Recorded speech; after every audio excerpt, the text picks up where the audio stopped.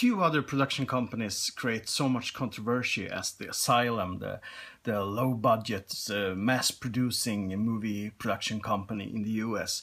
And I really liked them ever since they weren't cool, since they were loathed. Nowadays, some people actually like them and behave like they're actually doing real movies. And yeah, they're doing real movies, but they're just taking a popular concept or popular movie or an idea and make their own, kinda, almost their own, at least. Okay, they did some bad stuff really bad stuff in the beginning. I would say Alien vs. Hunter is absolutely one of the worst movies ever made. It's terribly boring, but still, after a while, the production values came up a little bit. They got more experience, and suddenly they're, squeezing out a new movie every month or more, both on Sci-Fi Channel or direct to home video, or yeah, for example, even here in Sweden, who is a great country if you like the Asylum. For example, we have tons and tons of Blu-rays out. Of course, in this Nazis at the Center of the Earth is a good one. Alien Origins is maybe not the best found footage ever, but I kind of like it anyway.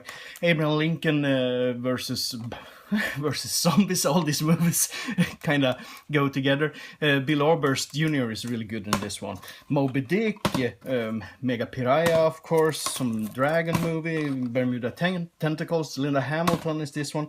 This one is quite like it, Mega Shark versus Mecha Shark. Well, not bad. This is one of the best, Hansel and Gretel. There's a sequel called Hansel versus Gretel. Now I get to see that one. Jack the Giant Killer, Poseidon. No, that's not an Asylum. I'm sorry. Apocalypse Earth. This is cool. This movie were prevented to have this title in the US, but in Sweden it's called Age of the Hobbits, which I love. And you have here in Sweden we have robotic cop instead of android cop, which I like. But anyway, I'm rambling here because I enjoy talking about the Asylum a lot. I like these slumming TV stars or ex-movie stars, which they get a new career in these cheap fun movies. Casper Van Dien is one, which I always enjoy when he shows up.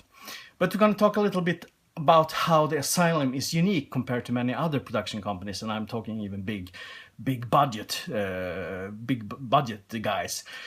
It's that they actually give us good female heroes. I know everybody talks about the Mad Max now, Mad Max Fury Road and Furiosa, which is a fantastic character. She rules the screen. She makes a Mad Max her henchman or her minion, but she's the heroine. She's the main character in the movie. But just like Steven Soderbergh's, I sound like the chef in the Muppets, Steven Soderbergh's Haywire, the Asylum also have a couple of movies which delivers this. I just want to recommend 3 of them. One is called, in the US, called Mercenaries, which is a great little action movie. It's cheap, but it's great. Here in Sweden, it's called The Expendables 3.0, which of course is a reference to the Expendables movies, which I find pretty boring. I mean, the movies with the old Republican farts trying to look tough or something. Jean-Claude Van Damme was fun to see. Dolph could be fun, but so tired of them. Here you get a great cast. You have Brigitte Nielsen as the bad guy, Vivica A. Fox, Christiana Loken, Sobel, which I love. I love Sobel, and Cynthia Rothrock doing an extended cameo in this all-women action movie. And the thing is, they don't depend on men in this. They just do their own stuff. They don't talk about the men. They're just behaving normally. Except kicking people in the faces all the time. But it's pretty good action considering the low budget. And even if you're a bit skeptical, I think you should give this a try. This one is pretty interesting too. It's just out, and it's called San Andreas Quake, of course. Yeah, San Andreas Quake. It's actually quite faithful ripoff of the big budget San Andreas with Dwayne Johnson, which I enjoyed a lot. But I saw this one first, and when the Dwayne Johnson movie focuses on him, flying around in his helicopter. You have a helicopter and a husband in this one, or ex-husband, I think, maybe.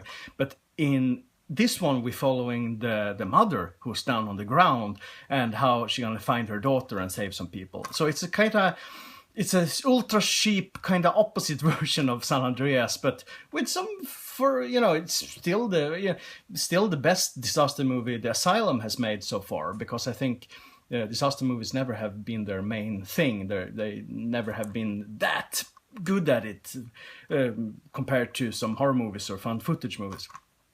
But it's better than you would think, actually. So give it a try. Last one out is I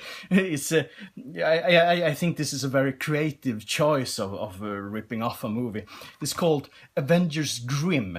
Yeah, it takes all these fairy tale movies and TV series with fairy tale characters doing stuff and combines it with the Avengers. And they throw in some zombies also, and Lou Ferrigno as Iron Man. Yeah, almost like the Hulk, but he's silver, and he can talk also. Could have used more action, I think, but I also understand that the budget and time was probably very, very little. So there's a couple of okay fight scenes in slow motion, which I always like, and some, it's a decent time waster. It's not a bad B movie. It's a fun B movie with a really great cast, especially Casper Van Dien, who's doing a great baddie as Rumpelstiltskin.